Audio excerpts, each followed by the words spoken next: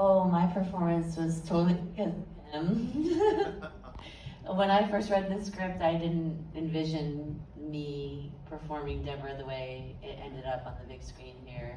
It was all because of the way Eric came at me as the doctor. So that's where it came from. Sorry. Thank you. First of all, I loved your film. I loved your film. I love the message of it. It was very powerful. Thank you for making it. And yeah, when I got the part as the doctor in Disconnect, first of all, nothing like that character in real life. And when we had our first rehearsal, we had our first virtual rehearsal, I already developed my character, I already practiced it. And when I came on Zoom with her and the director and the little girl, and she was kind of terrified of me. And the first day and a half of filming, she would stay away from me. You were scared of me. And then she warmed up to me, realizing that I'm nothing like the doctor in real life. So it was a lot of fun. It was definitely, it's always fun when you get to play a role that's nothing like you in real life. And so I really had a good time playing it, and I really just kind of went for it, so. It kind of leads to my next question, the most memorable part of set. So if you guys have something that really sticks out for you, I know that's, you kind of mentioned on there, but I wasn't sure if there was anything else too. Who wants to go first?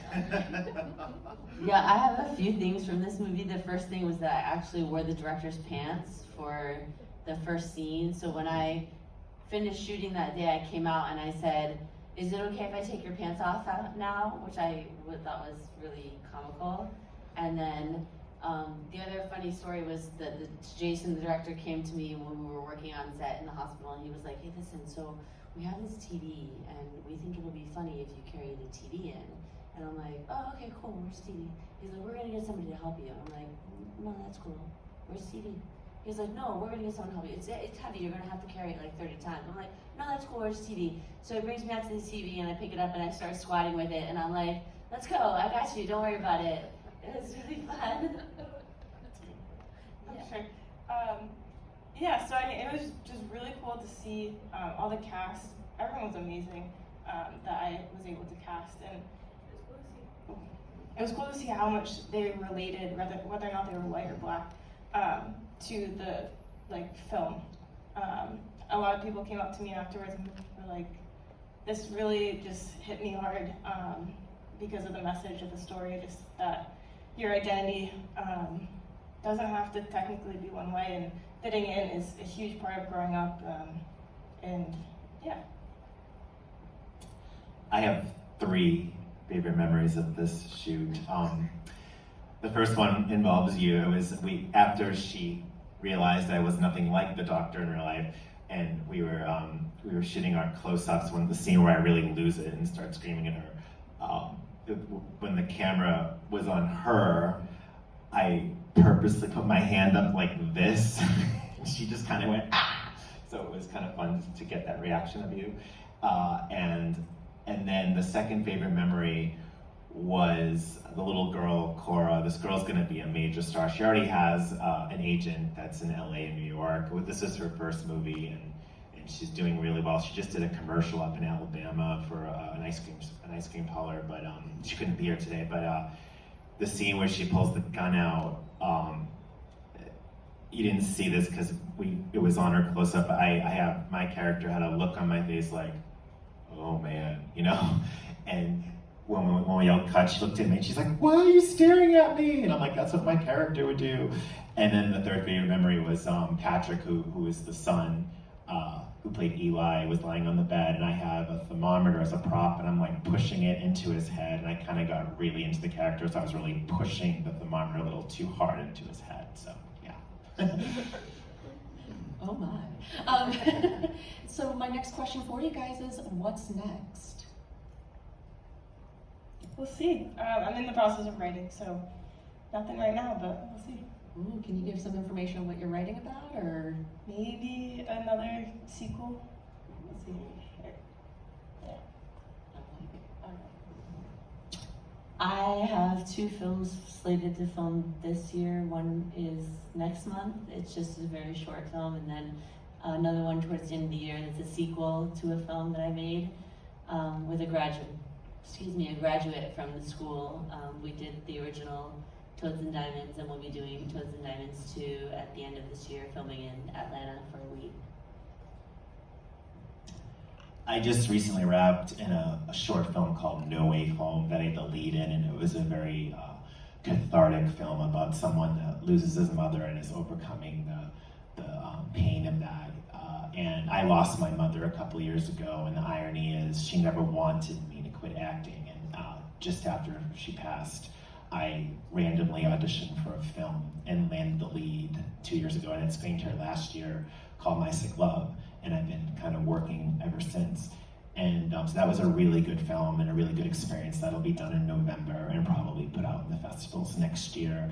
I just landed a murder mystery film called Not Another Murder Mystery. I'm so happy it's a comedy, so I get to do something really fun. I always play these like deep, dramatic, intense, crazy roles. So I'm shooting that next week for 2 days, and I'm very honored that I'm signed on for a feature film by Bouncy Boxer Media, she's one of the producers there and one of the actors there. I'm playing Marble in a film called Easter Egg Hunt that will be filmed, I believe, next year, which I'm very excited about. It's going to be a great part. It's a lot of fun and very colorful and got a lot of different emotions going on. I audition. My job is my audition, my booking is my bonus. I audition constantly, and I'm currently being referred to an agency that's bi-coastal, New York and LA, and I'm hoping it's going to turn out good. So I'm hoping to sign with an agency outside of Florida as well as my agents in Florida. So. Can I also say one more thing? Sorry. Yeah. No. I'm also in the works of creating a documentary based off of finding my birth father. So that's kind of also something I'm working through. Yeah, definitely keep us posted on that. I will. All right, I'm gonna open it up to you guys. Are there any questions you guys would like to ask? I can actually toss one of the microphones. I'm really excited to actually toss tech. So, does anyone have any question for our talent filmmakers here today? Yes. Do you mind holding on to this real quick? Let's see how good you are. I'm right. No, I'm joking. Woo! Oh, nice. Nice. Nice throw. So I just talking. Oh my gosh. Hello. Yeah. What was the biggest challenge that you faced while filming, and how did you overcome it? I think getting to set early in the morning was the big challenge because I'm not a morning person. So that was like arriving somewhere early in the morning and having to be ready to go was a challenge. But maybe on set perhaps was towards the end, we filmed the whole film chronologically. And towards the end, we ran out of time and we were in a booked space. The whole studio was booked, and I felt a lot of pressure, like to get that scene where I wake out of the coma. We had to get it in one take basically because we didn't have any time. We stayed later than we were supposed to stay, so it was like I didn't even know if I was doing a good job half the time. So it was like it was hard to have it come to a head and kind of be pushed out the door at the same time. For me, so. All this was shot on the University of Tampa campus, and we had one location set for the scene where you can see like in the river, and it was supposed to be in this park, Plant Park, and it ended up that morning, it was a Sunday, the church bells were going off, so we had to like change locations really fast. And we ended up being down by the river. It was a Sunday, so there was a bunch of boats. It was very loud, a lot of people playing music.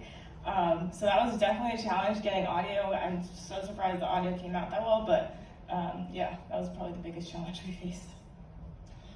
I guess the biggest challenge for me on this film was, I mean, I'm nothing like this guy, and it's interesting returning to acting after all these years. I've been playing roles that are nothing like me, nothing. Like I played a rapist, raped a woman, and come on.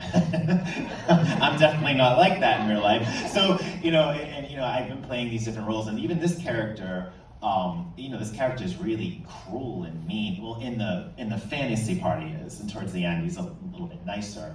So, having to keep that level of kind of cruelty up was a little bit of a challenge, but it was very fun to play, so it wasn't really a major challenge for me.